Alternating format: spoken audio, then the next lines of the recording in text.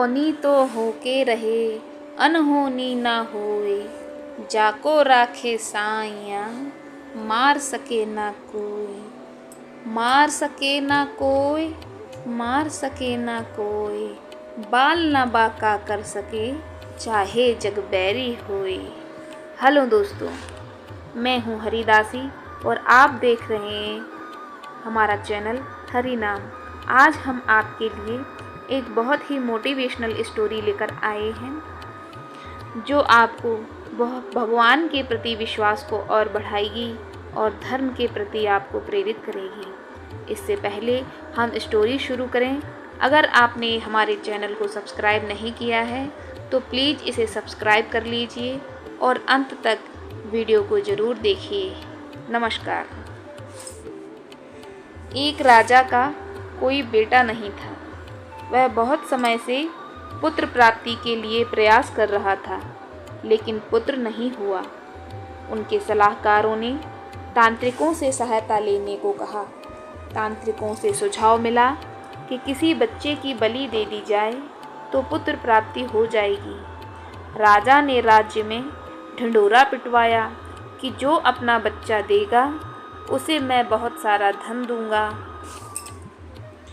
इस प्रकार पूरे राज्य में ढिंढोरा पिटवाया गया और पूरे राज्य में यह सूचना दे दी गई कि जो भी अपना बच्चा राजा को देगा, राजा उसे बहुत सारा धन देंगे।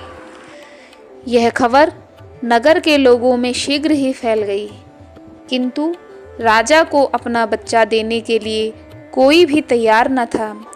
आखिर अपने बच्चे बलि के लिए कैसे दे दें? अपने ही हाथों अपने बच्चे को कैसे कोई मौत के मुंह में धकेल सकता है? लेकिन उसी नगर में एक परिवार ऐसा भी था जो बेहद गरीब था। गरीबी होने के साथ साथ उनके परिवार में अनेकों बच्चे थे, छोटे बड़े, जो बेहद ही गरीबी में अपना जीवन व्यतीत कर रहे थे। उस गरीब दंपत्ति के मन में एक बार विचार आया कि हमारे तो बहुत से बच्चे हैं, क्यों ना एक बच्चा राजा को दे दिया जाए, जिससे राजा हमें बहुत सारा धन देंगे, जिससे हमारे परिवार का उचित पालन पोषण हो सकेगा, हमारी गरीबी के दिन दूर हो जाएंगे और हम भी अपना जीवन भली भांति व्यतीत कर सकेंगे। उन्हीं में से एक बच्चा ऐसा था जो ईश्वर पर आस्था रखता था तथा संतों के सत्संग में अधिक समय देता था। वह परिवार के जनों को इतनी अहमियत नहीं देता था, अतः परिवार के लोगों को लगा कि इसे राजा को दे दिया जाए, क्योंकि यह कुछ काम भी नहीं करता, हमारे किसी काम का भी नहीं है। इसे देने पर राजा प्रसन्न होकर बहुत सारा धन देंगे। उन्होंने ऐसा ही किया और राजा को बच्चा दे दिया। बच्चे को राजा के दरबार में भेज दिया गया तथा कहा गया कि यह दंपत्ति आपको अपना बच्चा देने के लिए तैयार है। अतः राजा भी प्रसन्न हो गया। उसने उन तांत्रिकों को बुलाया जो भी इस बच्चे की बलि देने की बात कर रहे थे। तांत्रिकों द्वारा बच्चे की बलि की जब तैयारी हो गई तो राजा को भी बुलाया गया। बच्चे से पूछा गया कि तुम्हारी आखिरी इच्छा क्या है? बच्चे ने कहा, ठीक है, मेरे लिए रेत मंगा दी जाए। राजा के आदेश पर तुरंत रेत आ गई। बच्चे ने रेत से 4 ढेर बनाए। एक एक करके रेत के तीनों ढेरों को तोड़ दिया और चौथे के सामने हाथ जोड़कर बैठ गया और कहने लगा, अब जो करना है वो करिए। यह सब देखकर तांत्रिक बहुत डर गए। उन्होंने बच्चे से पूछा कि तुमने यह क्या किया? पहले यह बताओ, तब आगे का कार्य होगा। यह सारा क्रियाकलाप राजा भी आश्चर्य से देख रहे थे।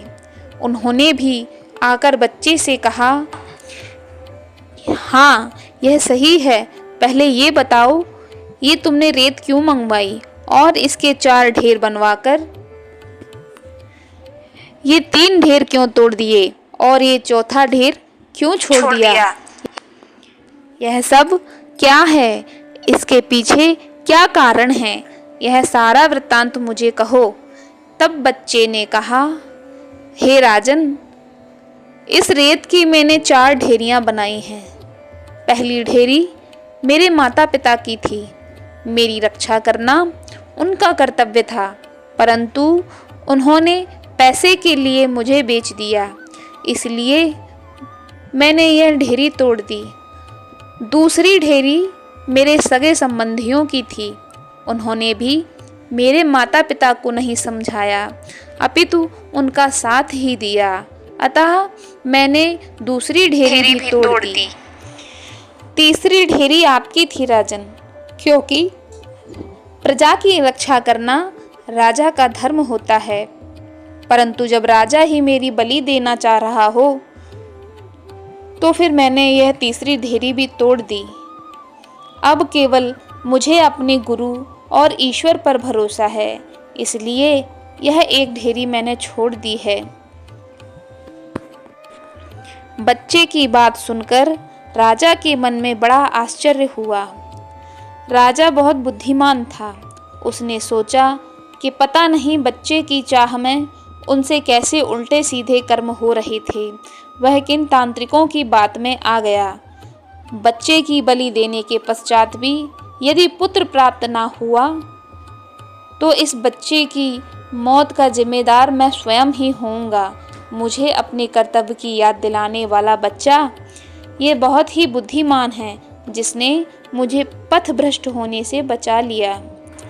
मैं यह तो नहीं जानता कि इस बच्चे की बलि देने के बाद पुत्र प्राप्त होगा या नहीं, तो क्यों ना मैं इस बच्चे को ही अपना पुत्र बना लूं। इतना समझदार और ईश्वर भक्त बच्चा है, इससे अच्छा बच्चा कहाँ मिलेगा। राजा ने उस बच्चे को अपना पुत्र बना लिया और राजकुमार घोषित कर लिया। सच ही कहा है दोस्तों, जो ईश्वर और गुरु पर विश्वास रखते हैं उनका बाल बांका भी नहीं हो सकता। याद रखें कि हर मुश्किल में संयम बनाए रखने तथा शांत रहने वालों का किसी प्रकार का कोई अहित नहीं होता है। अतः हमें अपने ईश्वर पर और हमें सही राह दिखाने वाले अपने गुरु पर अटूट विश्वास होना चाहिए। दुनिया में चाहे कोई भी हमारा साथ छोड़ दे, लेकिन हमें अपने ईश्वर का भरोसा जरूर रखना चाहिए। वे हर मुश्किल घड़ी में हमें कभी भी निराश नहीं होने देंगे, सदा हमारा संबल बनकर हमारे साथ खड़े रहेंगे। आशा करते हैं कि आपको आज की यह प्रेरणादायक कहानी अच्छी लगी होगी। अगर आपको ये पसंद आई हो तो प्लीज़ एक लाइक तो कर ही दीजिए और साथ ही कमेंट करके हमें ज़रूर बता दीजिएगा। हमारे चैनल को अगर आपने अभी तक सब्सक्राइब नहीं किया है तो प्लीज़ इसे सब्सक्राइब कर लीजिए और हमारा यूं ही साथ निभाते रहिए। अगले एपिसोड में हम आपके लिए ऐसी ही एक प्रेरणादायक हरि भक्ति से जुड़ी हुई स्टोरी लेकर आएंगे, जिसे आप ज़रूर सुनिएगा। धन्यवाद।